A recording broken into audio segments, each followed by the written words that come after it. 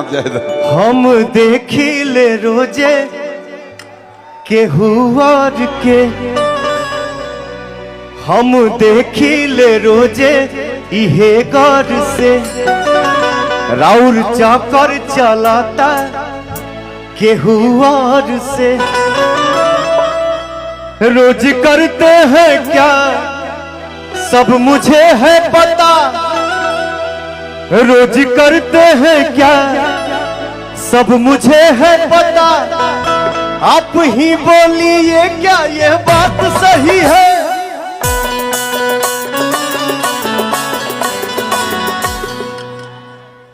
आप ही बोलिए क्या ये बात सही है। और 5-6 साल के लड़का को उठाला केहू के गोदी में, जियो बेटा,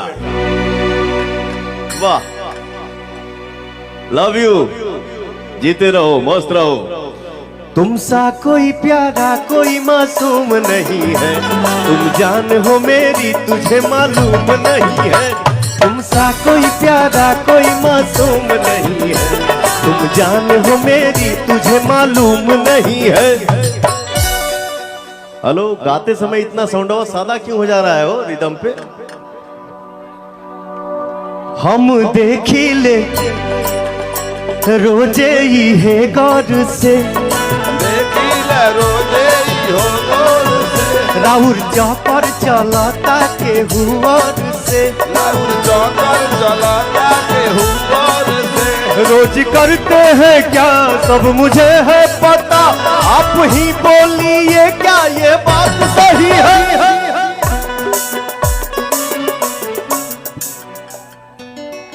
कितना अच्छा लागेला, लव यू मेरा भाई।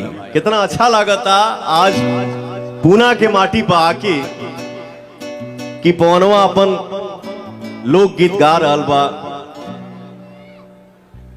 और एगो बहन हमारे साथे हमारा गाँव तरी। Thank you. देखिए क्या है, नजरिया साफ होना चाहिए। संगीत अच्छा होला, संगीत अच्छा था और संगीत अच्छा ही रहेगा। भाव अच्छा होना चाहिए। वाह वाह। अभी ना कि हम गाना गावतनी अब बोल देनी कि हाँ के गावता, तो पता चली कि 10 गो न्यूज अलगे बन गई। सही बात है। संगीत संगीत होता है। संगीत को गाने का गुनगुनाने का हक सबको है, चाहे वो आप हो चाहे हम हो या कोई भी हो।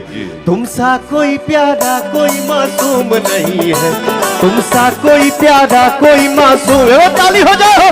तुम जान हो मेरी कोई मालूम नहीं है, तुमसा कोई प्यारा कोई मासूम नहीं है, तुम जान हो मेरी तुझे मालूम नहीं है।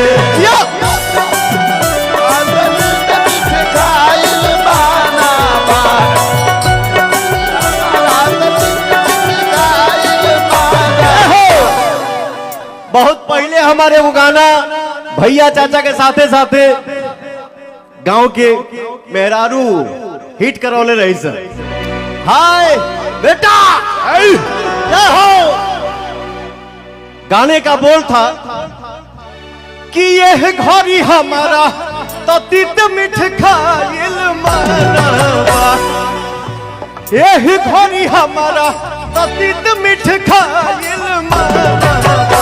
राउर घरवा आइले माना, राउर घरवा में आइले माना।